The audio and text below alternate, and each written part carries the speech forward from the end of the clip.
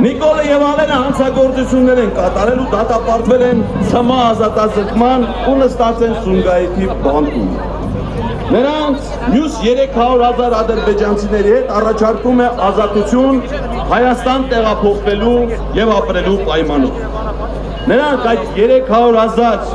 Սաֆարովա նմանները գալիս են Հայաստան,